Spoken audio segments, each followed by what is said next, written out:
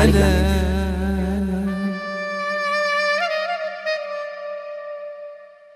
pemirsa Baraya TV, terima kasih Anda masih menyaksikan program acara Baraya TV, yaitu di Kalam, Kajian Agama Islam. Pemirsa, tema kali ini yaitu tentang makna dan hakikat takwa. Jadi bagi pemirsa Baraya TV dimanapun Anda berada yang ingin berinteraksi dengan Kang Wahyu Udayana selaku narasumber, bisa hubungi kami di line telepon 0254 220044. Iya, kembali lagi nih Kang Wahyu nih. Dilanjutkan Kang mengenai makna dan hakikat takwa dari ayat Al-Baqarah ya, ayat 177 ya. Terus juga ada tambahan satu Kang, pertanyaan Kang ya. Ada nggak sih keterkaitan dari takwa itu sendiri dengan misi para rasul? Oh ya, terima kasih. Pemirsa Baraya TV rahimakumullah, di dalam surat Al-Baqarah 177 tadi saya belum selesai menerjemahkannya. Jadi intinya adalah yang namanya kebaikan yang sejati bukan hanya kita menghadapkan wajah, bukan ibadahnya itu sebenarnya. Ibadah memang kewajiban kita. Di situ ada kebaikan, tapi kebanyakan di antara kita hanya mengejar ibadahnya, bukan hasil dari ibadah.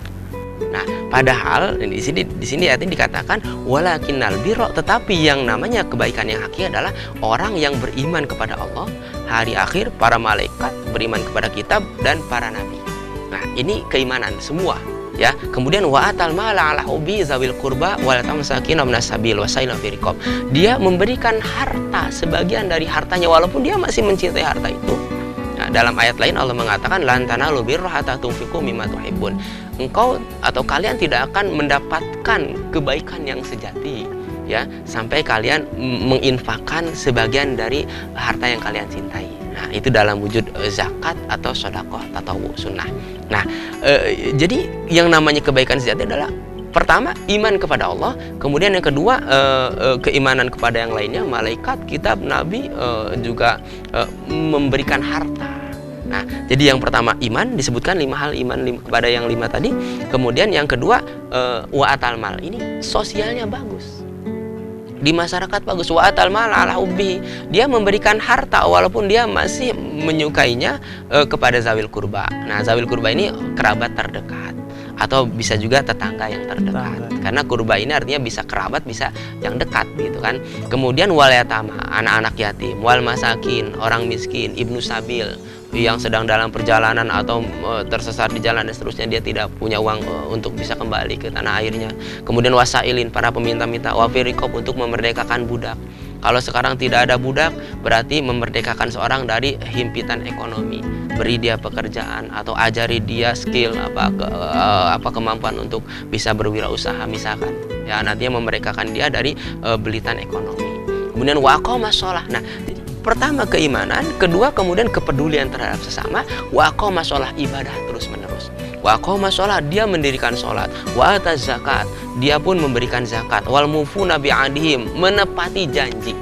Nah, ini sekarang udah jarang nih ya sebenarnya banyak, tapi kita terkadang ketika kita janji dengan seorang, ini orang ini datang apa enggak nih, tepat atau enggak itu, karena mungkin sudah banyak orang yang melanggar janji. Nah, orang yang albir, orang yang takwa sebenarnya dia wal mufuna bi'adihim, menepati janjinya ketika dia berjanji, wasobirina fil ba'sa'i wad-dharra'i wa hinal ba's, dia bersabar baik dalam keadaan sempit maupun lapang ya, dalam terutama ketika dalam keadaan sempit dan dalam peperangan.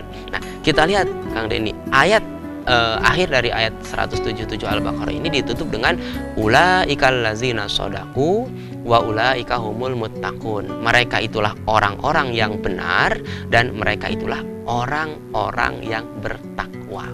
Nah, jadi kalau kita lihat ternyata Al-Baqarah 177 ini menjelaskan hakikat takwa. Jadi al-muttaqun ini beda dengan la'allakum tattaqun. Al-muttaqun ini kata benda berbentuk isim fa'il, pelaku aktif. Sedangkan lafaz tattaqun dalam kata la'allakum tattaqun ini fi'il mudhari. Fi'il mudhari ini membentuk sedang, akan, atau kebiasaan. Jadi bedanya apa? Al-muttaqun dengan tattaqun ya, atau yattaqun, orang-orang yang bertakwa. Beda. Al-muttaqun ini ibaratnya sebagai, kalau kita ibaratkan penyanyi dengan orang yang sedang bernyanyi, beda atau tidak? Beda. Beda kan? Kalau penyanyi, profesinya emang menyanyi. Kalau orang yang sedang bernyanyi, belum ya tentu penyanyi. Ya kan? Dia mungkin sedang bernyanyi. Nah, tatakun ini artinya sama dengan orang yang sedang bernyanyi. Kalau misalkan dari segi ini keadaannya gitu kan. Iya. Nah, bukan dari segi maknanya ya, jelas ya. Nah, artinya apa? Puasa atau ibadah-ibadah lain ini menghantarkan agar kita membiasakan diri untuk bisa takwa. Kita bisa menjadi orang yang walaupun waktu itu saja takwanya. Kalau itu terus-menerus dilakukan ibadah, ya kan? Lama-lama dia menjadi al-muttaqun. Nah, al-muttaqun yang namanya orang yang bertakwa adalah orang yang tadi disebutkan itu.